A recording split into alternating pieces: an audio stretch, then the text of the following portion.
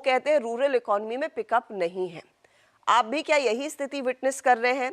और इस इकोनॉमी को फ्यूल करने के लिए आपको लग रहा है कुछ बड़ा एक्शन आ सकता है या जरूरत है? आई थिंक ये कुछ मायनों में सही है। Obviously few of our services to the west will get affected, but मुझे नहीं लगता कि उसका प्रभाव ज्यादातर रूरल एरियाज में दिखेगा। हमारी rural economy is quite, I would say, the same as which is not that affected by external factors, as I see.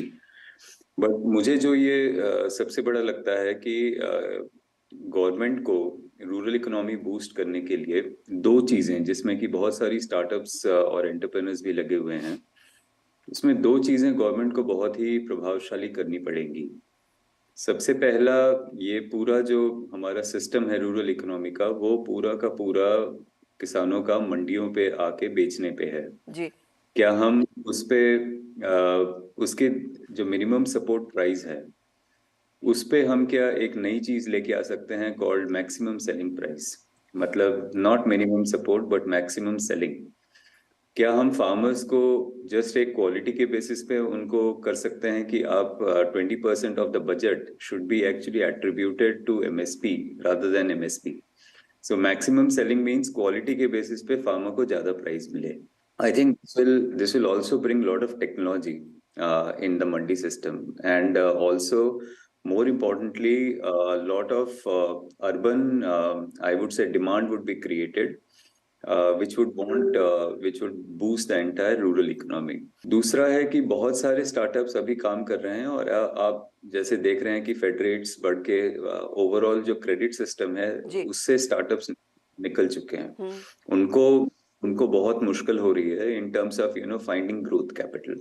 Right. इस टाइम में अगर गवर्नमेंट एक subsidise credit policy government startups के लिए create करे, जिसमें बहुत सारे स्टार्टअप्स हैं जो एक पिछले 2-3 सालों में उन्होंने बहुत अच्छी एग्रीकल्चर की एक इंजन बना के they have created some pace.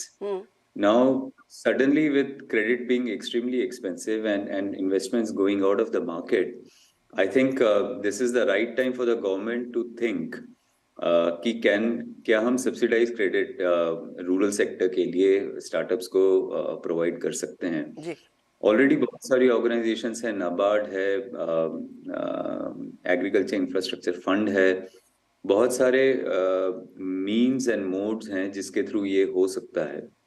And I think government अगर इसको बजट में लेके चले तो इससे बहुत ज्यादा इफेक्ट होगा। जो कि अचानक गाड़ी रुक सी गई है लग रहा है अभी, वो एक पूरा का पूरा साइकिल फिर से चल पड़ेगा। जी, एंड आई एम सरप्राइज्ड कि आप कह रहे हैं कि गाड़ी रुक सी गई है, क्योंकि जब अब तक जिन भी इन्वेस्टर्स से हमने बात की है वो बाकी इंडस्ट्री में पैसा नहीं लगाने के बजाय एग्रीकल्चर एग्टेक कंपनीज पर ज्यादा बुलिश है, डिस्पाइट द फैक्ट आप कह रहे हैं कि यहाँ पर थोड़ा सा स्लो डाउन है मनी का।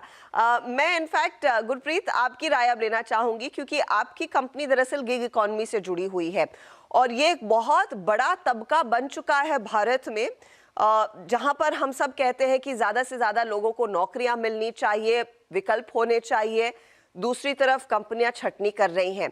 तो how important is this gig economy? अब इसका उल्लेख तो पिछले बजट में किया गया था, अब उसके आगे 3 कदम कैसे बढ़ाएं? आप क्या सुनना चाहते हैं वित्त मंत्री से? बिल्कुल, थैंक यू हर्षिता। पहली बात तो इनवाइट करने के लिए, I think pleasure to be part of this panel and good to meet you Rajiv and Taran ji. तो हर्षिता आप सही कह रही हैं, गिग इकोनॉमी एक सोल्यूशन बन के आया है when we talk about job creation. तो यस, जो इन्वायरमेंट है वो कह रही है कि फंडिंग विंटर आ गया है, लेऑफ्स भी हो रहे हैं, बट अगर मैं कंपनीज की बात करूं तो आई थिंक वो ग्रो करती रहेंगी, वो स्केल करती रहेंगी। एंड जैसे राजीव जी ने कहा कि इंडिया में अभी उसका इफेक्ट नहीं दिखा है, कंपनीज ग्रो कर रही है, बट जो गिग सोल्यूशन है वो ये कहता है कि आपकी फिक्स कॉस्ट को वेरिएबलाइज कैसे करें।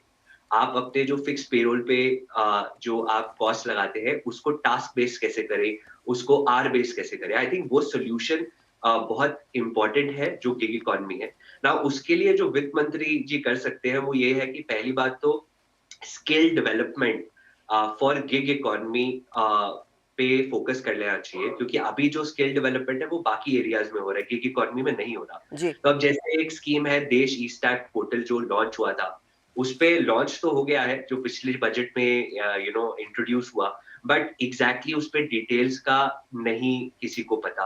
तो वो वहाँ पे प्राइवेट एंड पब्लिक पार्टनरशिप्स रहेंगी डिफरेंट स्टेक होल्डर्स पे, आई थिंक वहाँ पे फोकस रहना चाहिए एंड इंसेंटिवाइज करनी चाहिए वो पब्लिक प्राइवेट पार्टनरशिप्स।